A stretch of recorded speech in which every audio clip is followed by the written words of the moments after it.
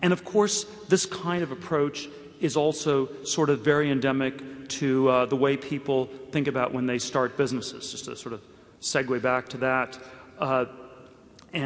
What one sees most commonly are sort of this methodology where you have no idea what you're doing, but it should basically be a never-ending form of A/B testing. Darwinistic A/B testing might work if you have billions of years, but in practice you tend to run out of money well before then.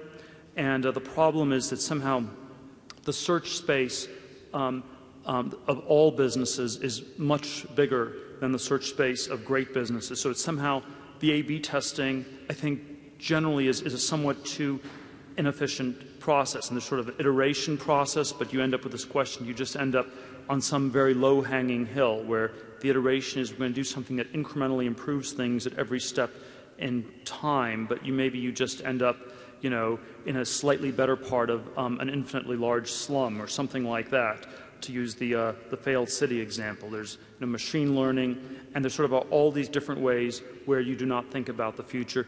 It's most strongly characterized, I think, in a way by the very short time horizons, and I think one of the things that's true both on the startup side and maybe even more true on the side of people who invest in startups is that anything that takes longer than a year is considered unreal and fake, because we can have no opinions about the future, and so everything has to be on a super short time horizon, and we're sort of dominated by people who do these kinds of things.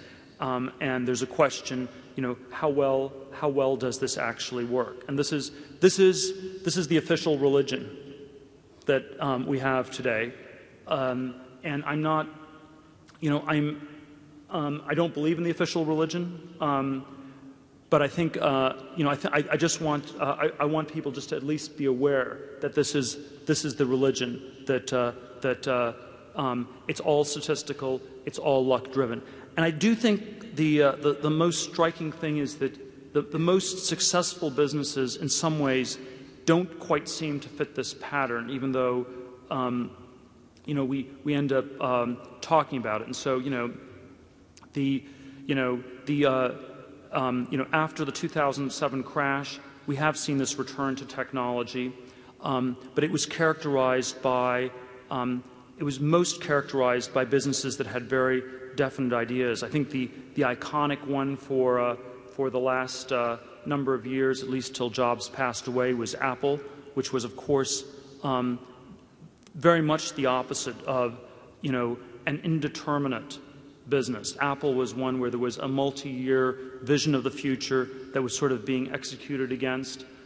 There are legitimate concerns whether it still has that vision now that Jobs is no longer there. But that's really what is going on. And of course, that's not really the way we typically talk about it. We typically talk about it and we look at how mean Jobs was to all the employees. And so there are people I know who are running businesses, and they sort of hand out books describing how bad Jobs was to his employees to make their employees feel better about themselves. And I think the real question you need to ask about something like Apple is, why did the people put up with this bad behavior?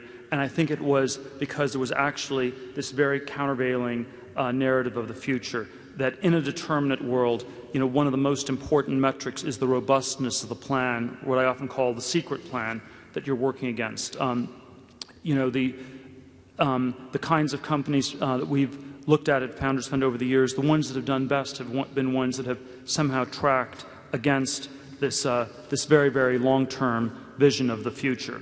And I think sort of the one closing thought I would have on this is that the one most characteristic thing of companies with a plan is that they do not sell. And there often are times that you should sell businesses. I started PayPal. There were reasons that it was the right decision for us to sell the business when we did in 2002 to eBay. But I do think that the most successful businesses somehow have an idea of the future that's very different from the present. It's not fully valued, and therefore there's no point at which you should sell.